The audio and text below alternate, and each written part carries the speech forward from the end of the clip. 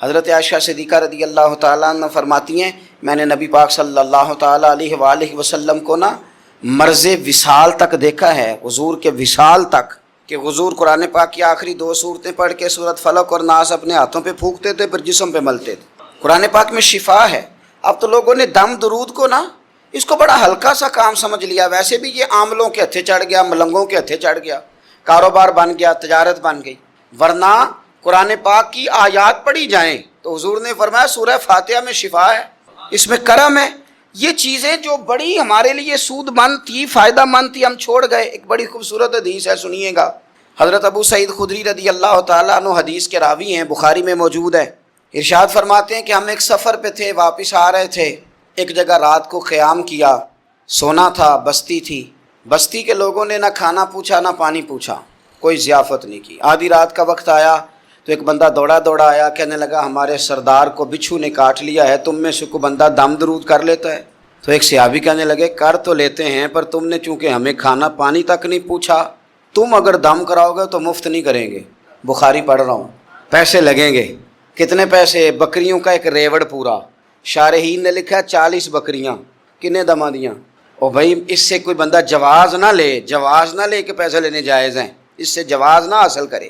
آپ بات کو سمجھیں، پس منظر کیا ہے؟ پانی تک نہیں تم نے پوچھا۔ کچھ لوگوں کا علاج ہوتا ہے، انہوں نے کہا پیسے لیں گے دم کر دیں گے۔ صحابی نے کہا، حضرت ابو سعید خدری رضی اللہ تعالیٰ عنہ فرماتے ہیں وہ چونکہ تنگ تھے، بچھو کاٹ گیا، اور سردار کو کہا چل تو صحیح نا۔ وہ صحابی گئے، سورہ فاتحہ پڑھ کے دم کیا، اور حدیث بخاری سے میں آپ کو دکھاؤں گا۔ لوگ کہتے ہیں دم کدھر سے آ گیا؟ بخاری پڑھ رہا ہوں، صحیح بخاری۔ شفا تو اللہ نے دینی ہے نا، رب کریم نے شفا دے دی۔ بکریاں لے لیں، آ گئے جہاں آرام کر رہے تھے اس جگہ۔ صحابہ میں اختلاف ہو گیا، کچھ کہنے لگے بکریاں لینی چاہیے تھی، کچھ کہنے لگے نہیں لینی چاہیے تھی۔ حضرت ابو سعید خدری رضی اللہ تعالیٰ عنہ فرماتے ہیں پھر ہم نے فیصلہ کیا چپ کر کے سو جاؤ، صبح حضور کی بارگاہ میں جائیں گے۔ اگر کریم نے کہا لینی چاہیے تھی پھر تو موج بن گئی، اور اگر کہا نہیں لینی چاہیے تھی تو بکریاں ہانک کے واپس کر جائیں گے۔ مسئلہ کیا ہے؟ کہتے ہیں صبح گئے حضور کی بارگاہ میں، جا کے مسئلہ عرض کیا، یا رسول اللہ انہوں نے بھی پانی کوئی نہیں پوچھا تھا، ہم نے بھی کہا دم کریں گے تو پیسے لیں گے، تو ہم نے یہ بکریاں لی ہیں۔ شارحین لکھتے ہیں 40 تھی شاید۔ تو یا رسول اللہ اب کیا کریں؟ حضور مسکرانے لگے۔ جس کے گچھے سے لچھے جڑے نور کے، ان ستاروں کی نزہت پہ لاکھوں سلام، اور جس کی تسکین سے روتے ہوئے ہنس پڑیں، اس تبسم کی عادت پہ لاکھوں سلام، اور ان کی باتوں کی لذت پہ بے حد درود۔ کمزور ذہن رکھتے ہیں، ساری زندگی فیصلہ ہی نہیں ہوتا، کوئی ڈرتے رہتے ہیں، سہمے وقت گزارتے ہیں، اپنے آپ کو یہ جو ایمان ہوتا ہے یہ بندے کو طاقتور کرتا ہے، بندہ مضبوط ہو جاتا ہے۔ مجھے بتائیے نا، جب ایمان پکا ہو کہ روزی دینے والا اللہ ہے، تو پھر بندہ کسی مالدار آدمی کے پیچھے کبھی بھاگتا ہے، کبھی کسی بڑے آدمی سے ڈرتا ہے؟ جب اسے پتا ہو کہ عزت اور ذلت اللہ کے دست قدرت میں، پھر وہ سیاستیں، سازشیں یہ کام کرتا ہے۔ تو پہلے تو مضبوطی ایمان درکار ہے ہمارے بچوں کے اندر، ہمارے مزاجوں کے اندر۔ جب تک وہ مضبوطی ایمان، حضرت مولا علی شیر خدا کرم اللہ تعالی وجہ الکریم ایک دفعہ بڑے علیل ہو گئے، کمزوری آ جاتی ہے، بندہ بیمار ہو جاتا ہے۔ تو ہمارے ہاں بیمار لوگ بعض اوقات ایسا جملہ بولتے ہیں جو کفر کے زمرے میں چلا جاتا ہے۔ آپ پریشان ضرور ہیں، تکلیف میں ضرور ہیں، لیکن آپ بات وہی کریں گے جو شریعت اجازت دیتی ہے۔ حضرت علی شیر خدا شدید علیل تھے، ایک صحابی تیمارداری کرنے گئے تو حضرت مولا علی کا چہرہ دیکھ کے پریشان ہو گئے، کہنے لگے آپ تو بڑے سخت علیل ہیں، اللہ خیر کرے، اللہ تعالیٰ آپ کو صحت دے۔ تو حضرت علی کہنے لگے تو فکر نہ کر، مجھے اس بیماری سے کچھ بھی نہیں ہوگا۔ نے کہا کیوں؟ فرمانے لگے مجھے نبی پاک علیہ السلام نے فرمایا تھا علی اس وقت دنیا سے جاؤ گے جب داڑھی خون سے رنگین ہو جائے گی، تو اس کا مطلب ہے میں خنجر کے وار کے ساتھ شہید کیا جاؤں گا، میں بیماری سے دنیا میں نہیں جاؤں گا، میں یہ بیماری سے مجھے کچھ بھی نہیں ہوگا، اللہ مجھے شفا دے دے گا، چونکہ حضور نے فرمایا کہ ساڈے نبی دی زبان ساڈے واسطے قرآن۔ تو سب سے پہلے تو اپنے ایمان کے اندر، توکل کے اندر مضبوطی پیدا کریں۔ مسلمان دیکھو نا، نماز پڑھنے سے روزی میں برکت ہوتی ہے، تو پھر اس کا مطلب یہ ہے کہ جب ٹائم آئے نا نماز کا تو گاہک جتنے مرضی کھڑے ہوں پھر دکان بند کرنی چاہیے، پھر نماز پڑھنی چاہیے، کیونکہ روزی تو اللہ نے دینی ہے، گاہکوں نے تو دینی۔ تو سب سے پہلے ضروری ہے مضبوطی ایمان، توکل، اللہ کی ذات پر بھروسہ۔ آپ کبھی میدان کربلا کا پورا نقشہ اپنے سامنے رکھیں نا، 2 چیزیں ہیں، امام حسین کو نظر آ رہا ہے اب شہادت ہو جائے گی، اتنی بڑی فوج آئی ہے، خدا کی حکمت کے تقاضے سمجھ میں آ رہے ہیں، حالات کیا ہوں گے سمجھ آ رہی، پر ایک لمحے کے لیے بھی ان کا توکل کمزور نہیں ہوا۔ اپنے رب پر جو مضبوط بھروسہ ہے، سیدہ طیبہ طاہرہ حضرت فاطمہ الزہرا رضی اللہ تعالیٰ عنہا اونٹ کے بالوں کی بنی ہوئی چادر اوڑھ کر چکی پیس رہی تھی۔ یہاں بیویاں بڑا روتی ہیں، غریبی بڑی ہے، بڑی غریب بھی ہے۔ حالانکہ اب کون بندہ پیبند والے کپڑے پہنتا ہے جی؟ اب تو بڑی مشکل سے وہ لوگ ملتے ہیں جو جوتا ٹوٹ جائے تو گانٹھ کے پہنے، ورنہ تو نئے جوتے آ جاتے ہیں۔ حضرت سیدہ پاک اونٹ کے بالوں کی بنی ہوئی چادر اوڑھ کے چکی پیس رہی تھی۔ نبی پاک صلی اللہ علیہ وسلم نے دیکھا، آنکھوں میں آنسو ضرور آئے، پر محبوب نے فرمایا فاطمہ دنیا میں تھوڑی سی تکلیف برداشت کرو، قیامت کی ساری عزت اللہ آپ کو ہی عطا فرمائے گا۔ تو توکل کی مضبوطی، اللہ کی ذات پر بھروسہ، اپنے رب کریم کے ساتھ امیدوں کا وابستہ کرنا، اس سے مضبوطی آئے۔ دوسرا فرمایا وَعَمِلُوا الصَّالِحَاتِ، بہترین عمل کیا جائے زندگی میں، نیک اعمال کیے جائے، وقت ضائع نہ کیا جائے، ہر وقت کوئی نہ کوئی کام بندہ کرتا رہے۔ یہاں بہت سارے لوگ ہیں جن کو لوگ نیک کہنا شروع کر دیتے ہیں نا، وہ سمجھ لیتے ہیں شاید ہم سچی مچی نیک ہیں۔ لوگ جو کہتے ہیں حضرت صاحب کی بلا، پیر صاحب کی بلا، میں یہ طالب علموں کو، دوستوں کو، بلکہ اپنے آپ کو بھی کئی دفعہ کہتا رہتا ہوں، اپنے آپ کو سمجھاتا ہوں کہ یہ لوگ تجھے کہہ رہے ہیں حضرت صاحب، یہ تو رات کو تو اپنے آپ سے پوچھنا، اپنے رب سے پوچھ، کبھی موقع ملے تو اپنی گریبان میں جھانک، غور کر کے تیری کیفیت کیا ہے، تنہائی میں تیرا دل اللہ سے جڑتا ہے کہ نہیں، عبادت میں دل لگتا ہے کہ نہیں، خدا کا خوف دل میں رہتا ہے کہ نہیں، غریب کی محبت، عزیزوں قربت والوں کا احساس طبیعت میں موجود رہتا ہے کہ نہیں۔ ویسے تو میرا مطلب ہے، لوگ کہہ دیتے حاجی صاحب آپ بڑے سخی ہیں، تو اس سے تو نہیں نا بندے نے سخی ہونا، سخی تو تب ہونا ہے جب اللہ کی بارگاہ میں مقبول ہوگا۔ اعمال صالحہ، نیک کام، اور وہ کرتا رہے بندہ، کوئی بھی کام اسے نیکی کا مل جائے نا۔ دیکھنا اپنا معیار ہر انسان نے بنایا ہوتا ہے کامیابی کا۔ کچھ لوگوں کا خیال یہ ہوتا ہے کہ بچے میرے پڑھ گئے، اپنی اپنی جگہ پہ سیٹ ہو گئے، میں اب بڑے سکون میں ہوں۔ کچھ کی رائے یہ ہوتی ہے کہ میں نے سب بچے بچیوں کا بیاہ کر دیا ہے، گھر میرا بن گیا ہے، اب میں بڑے آرام میں ہوں، قرار میں ہوں، سکون میں ہوں۔ تو اپنی اپنی رائے ہوتی ہے، لیکن حقیقت وہ ہے، اصل وہ ہے جسے اللہ کے قرآن نے بیان کیا۔ اللہ کریم نے فرمایا والعصر، اے محبوب علیہ السلام ہمیں آپ کے زمانہ مبارکہ کی قسم ہو، ان الانسان لفی خسر، فرمایا بے شک انسان خسارے میں، نقصان میں۔ اپنے تئیں کوئی دعویٰ کر لیتا ہے، آپ دیکھتے ہیں کہ بہت سارے لوگوں کے دعوے اپنے اپنے ہوتے ہیں نا۔ کسی بھی طالب علم سے آپ پوچھیں پیپر دے کے آئے تو پیپر کیسا ہوا ہے، تو کیا کہتا ہے؟ جب کینڈیڈیٹ الیکشن لڑتے ہیں تو رات کو جب وہ سوتے ہیں تو سارے جیت کے ہی سوتے ہیں، ان کو سب یہی کہتے ہیں کہ لوگ سارے تیرے ساتھ ہی ہیں۔ حالات، یہ جتنے بادشاہ حکمران ہوتے ہیں ان کے بگڑنے کی بنیادی وجہ ہوتی ہے کہ یہ خوش فہمیوں میں مبتلا ہوتے ہیں۔ ہم میں سے بھی ڈھیر سارے لوگ ہیں جو خوش فہمیوں میں مبتلا ہیں۔ کچھ کہتے ہیں جناب ہماری نسبت بڑی تگڑی ہے، بھئی نسبت تو امام حسین سے تگڑی تو کسی کی نہیں نا، تو ساری رات نماز پڑھتے تھے، روزے رکھتے تھے، اللہ کو یاد کرتے تھے، آپ خالی نسبت پر بیٹھ کر عمل چھوڑ جائیں تو یہ کیسے ممکن ہے؟ تو اپنے اپنے تئیں لوگوں نے معیار کامیابی کے قائم کر لیے ہیں۔ اللہ فرماتا ہے کہ محبوب مجھے قسم ہو زمانے کی، انسان نقصان میں، یہ دن بدن جو وقت گزار رہا ہے تو اس کا نقصان، اس کا خسارہ، اس کا گھاٹا بڑھتا جا رہا ہے، روز نقصان میں۔ کتنا کتنا عمر کا حصہ لوگوں نے ضائع کر دیا، کتنے کتنے بہترین لوگ تھے لیکن روزی روٹی کے پیچھے وقت سارا برباد ہو گیا۔ یہ رزق حلال کے لیے دوڑ دھوپ ہو وہ تو بڑی بات، لیکن تکبر کے لیے اور خواہشات، بیجا خواہشات کی تکمیل کے لیے، ایک دوسرے سے آگے بڑھنے کے لیے بڑا وقت ضائع کیا لوگ۔ اچھا کوئی بھی نہیں جیتا، خاندانوں میں بھی کوئی نہیں جیتا، برادریوں میں بھی کوئی نہیں جیتا، پر لڑائی ساری زندگی کی ہے، میں نے آگے گزرنا ہے، میں نے آگے، حالانکہ کوئی کسی کو جیتنے دیتا ہی نہیں۔ اپنے اپنے تئیں لوگوں نے معیار قائم کیے کامیابی کے۔ اللہ فرماتے ہیں بے شک انسان نقصان میں ہے، لیکن جس میں 4 خوبیاں پائی جائیں اللہ کا قرآن کہتا ہے وہ بندہ کامیاب ہو ہے۔ کون کون سی؟ الا الذین آمنوا، سب نقصان میں نہیں سوائے ان لوگوں کے جو ایمان لائے۔ سب سے پہلے کیا کرے؟ ایمان ہو اس کے پاس، مضبوط ایمان، وعملوا الصالحات، اور ایمان بھی لائے اور نیک کام بھی کرے، اور صرف نیک کام نہ کرے، وتواصوا بالحق، لوگوں کو حق بات کی نصیحت بھی کرے۔ اور ظاہر ہے سچ بولے گا، حق بولے گا تو بڑے لوگوں کے مفادات کو ٹھیس پہنچے گی، کچھ لوگوں کو تکلیف بھی ہوگی، تو اب جب تکلیف ہوگی تو پھر مصیبت بھی آئے گی۔ تو اگر حق بات کہنی ہے تو پھر کیا کرے؟ وتواصوا بالصبر، اور ایک دوسرے کو صبر کی بھی وصیت کرے۔ 4 چیزیں پائی جائیں، ایمان، اعمال صالحہ، حق کی نصیحت، اس رستے میں آنے والی تکلیف پر صبر. اگر یہ 4 چیزیں میسر آتی ہیں تو اللہ کا قرآن کہتا ہے بندہ کامیاب ہے. اور اگر یہ 4 چیزیں نہیں تو پھر کوئی بندہ جتنا مرضی دعویٰ کرے، جتنا مرضی شور کرے، جتنا مرضی اعلان کرے، وہ کامیاب ہو سکتا. سب سے پہلے تو اپنا ایمان پکا کرے.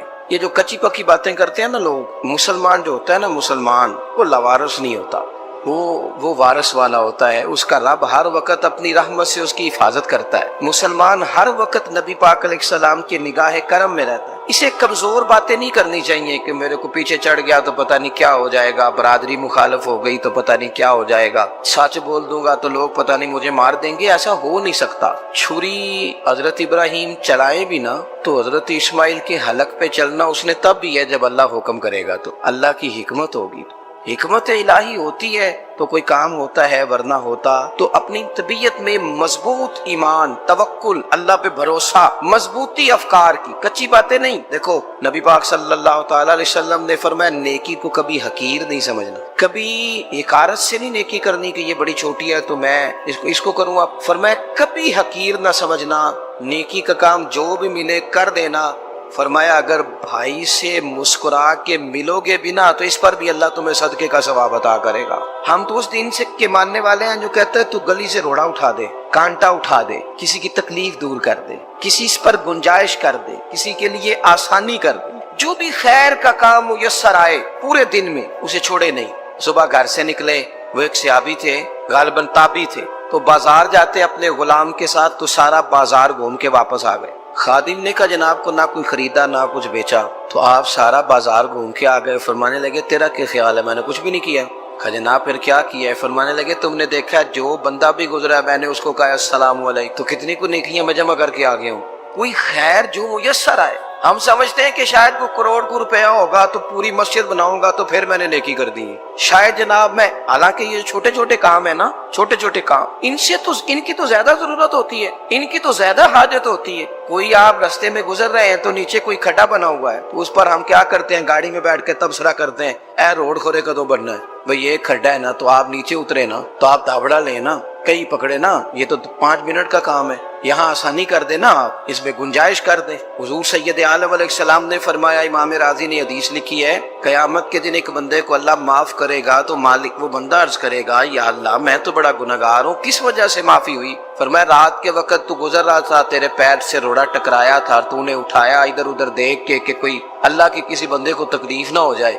کمالی کو وہ تو میں نے زمانہ بیت گیا، کوئی اتنی بڑی بات بھی نہیں سمجھی. تو رب کریم نے فرمایا تو رات کے اندھیروں میں بھی میرے بندوں کا خیال رکھتا تھا تو میں تیرا خیال نہ کروں؟ کوئی عمل ہمارے ہاں لوگ کوئی کام نہیں کرتے، بالکل نہیں، کوئی کام نہیں، نہ بڑے نہ چھوٹے نہ سمجھدار نہ ان پڑھ، کچھ بھی نہیں. نشستن گفتن برخاستن، بیٹھو راج کے گپے مارو، تبصرے کرو فلانا کچھ نہیں کر رہا، فلانا کچھ نہیں کر رہا، اس کے بعد اٹھ کے چلے جاؤ.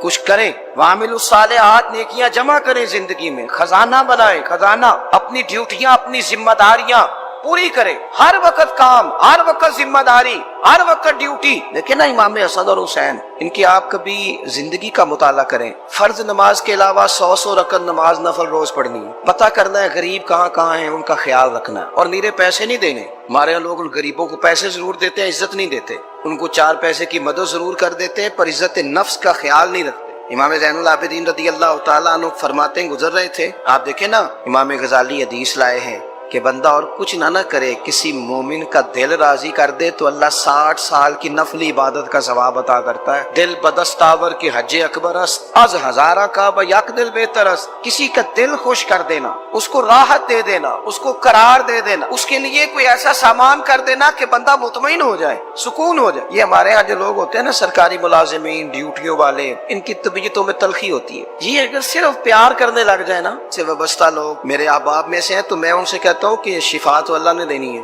چلو تم دعائی تو آج کے دیا کرو نا، تم آنے والے کی بات تو توجہ سے سنو. وہ بیچارہ اپنی بات، ہمارے ایک بزرگ تھے تو تعویذ لکھا کرتے تھے، بڑے عالم تھے. مجھے کچھ تھوڑی سی نا میرے دل میں ان کے بارے میں خفگی رہتی تھی کہ آپ اتنے بڑے عالم ہیں، آپ کتاب لکھیں، آپ تعویذ لکھ رہے ہیں، اور پھر لوگوں نے کمائی کرنی ہوتی ہے، آپ تو مفت دیتے ہیں سارا کچھ. اتنی لمبی ڈیوٹی، سارا دن بیٹھے رہتے ہیں آپ اور لکھتے تعویذ ہے. میں نے ایک دن ان سے گزارش کی، میں نے کہا شیخ آپ بڑے آدمی، جن لوگوں کو اللہ نے رسوخ فی العلم عطا فرمایا ہوتا ہے ان میں سے آپ، اللہ نے آپ کو پختگی دی ہے، علم شعوری عالم میں آپ، سارا دن تعویذ. فرمانے لگے یار میں تعویذ نہیں لکھتا، اصل مسئلہ یہ ہے کہ جو تعویذ لینے آتا ہے وہ اپنا سارا دکھ سناتا ہے. تو میں تعویذ نہیں لکھتا، میں نہ بس لوگوں کے کلیجے ٹھنڈے کرتا ہوں. میں کسی کا، اب تو بچوں کے پاس ٹائم ہی نہیں، وہ تو ابا کا دکھ نہیں سنتے تو بیٹھتے ہی نہیں. اماں کہہ رہی ہوتی ہے کہ پتر کو 10 منٹ میرے پاس بھی بیٹھا کر، لیکن پتر مصروف بڑا ہے، ویڈیو چڑھانی ہے اس نے. ہم الجھ گئے. یہ چیزیں انسان کو نفسیاتی طور پر کمزور کر دیتی ہیں. جو لوگ زیادہ یہ کام کرتے ہیں ان کے حافظے کمزور ہو جاتے ہیں، وہ الجھ جاتے ہیں، انہیں پتہ نہیں ہوتا رات میں نے کیا کہا تھا، صبح میں کیا کہہ رہا. ہر وقت نہیں، ضرورت کے وقت، ہر ٹائم نہیں، مخصوص اوقات میں.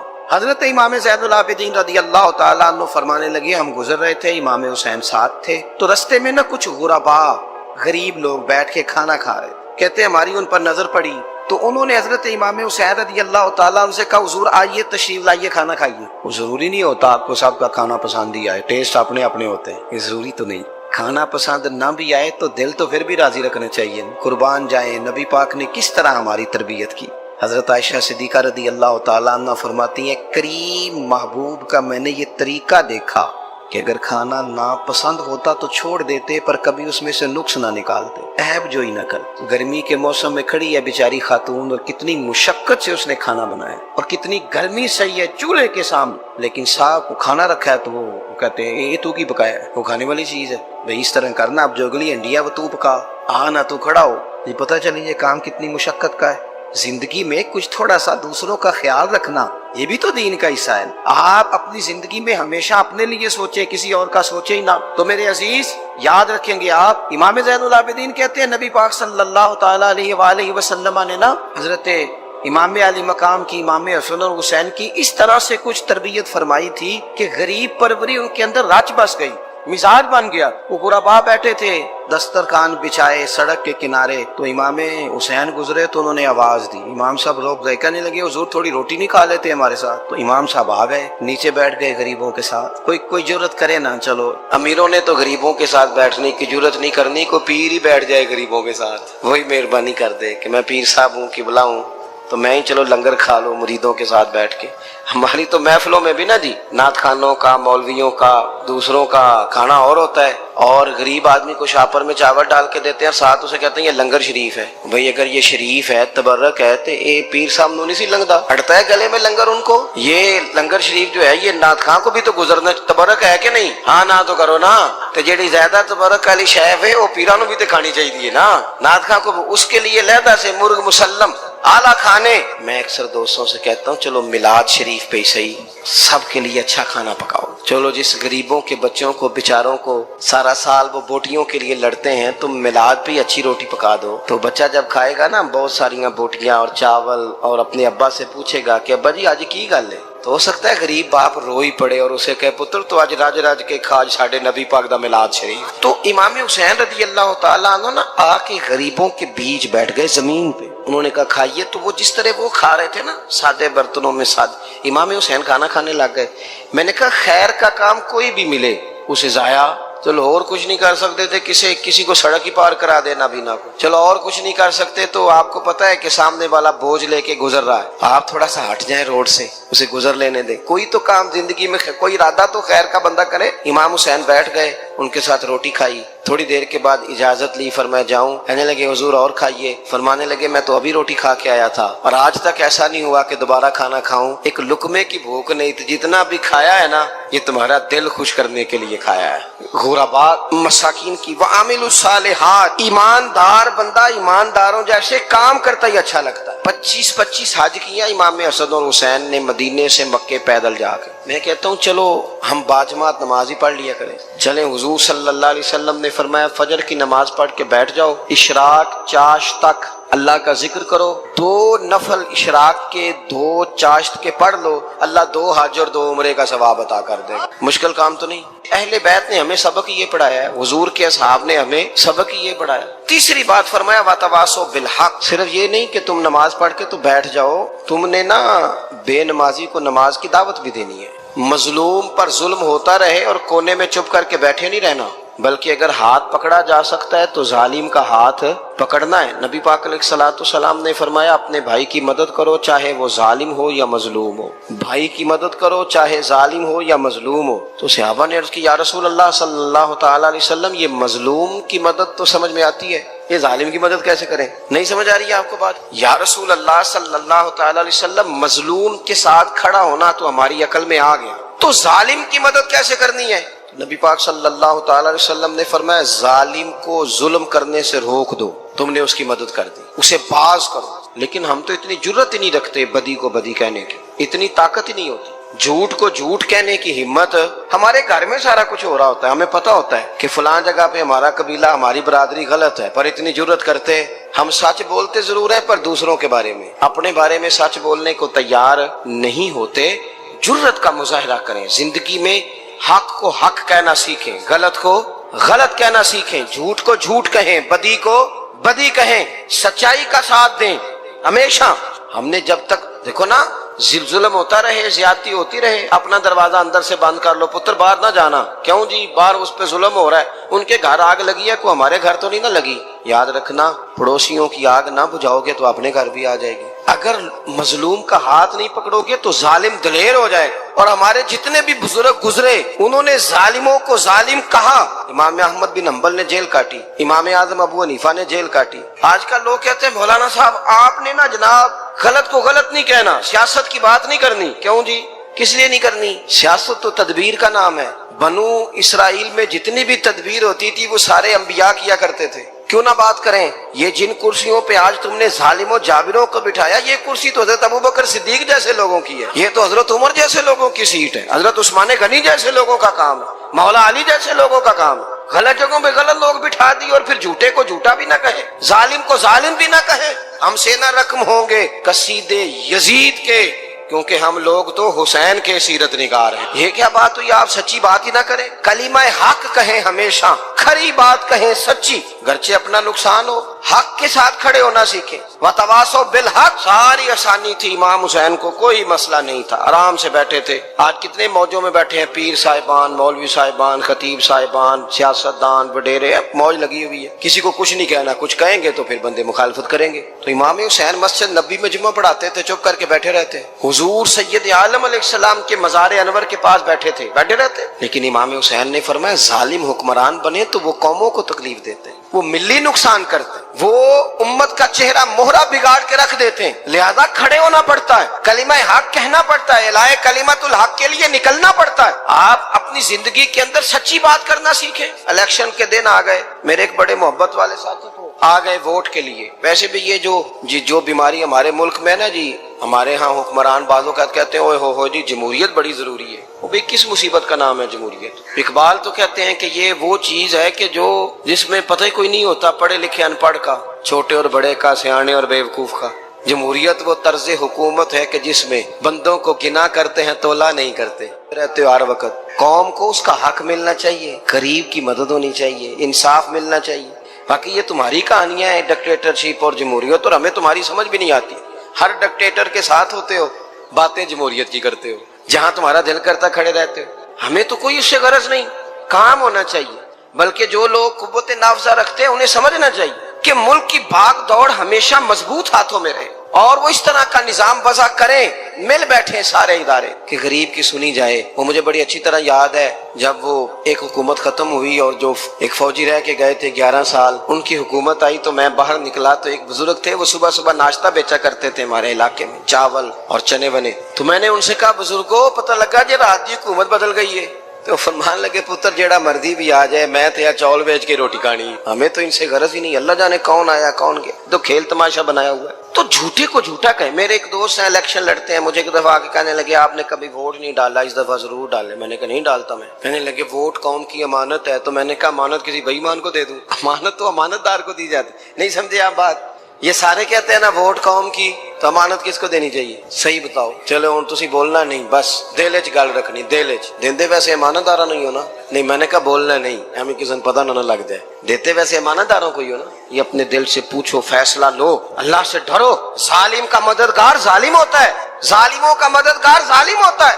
وہ تیرے میرے ووٹ پر جیت کر جب ظلم کرے گا تو پھر کون ہے جو یہ دعویٰ کرے گا کہ جناب میں ظالم کا مددگار نہیں؟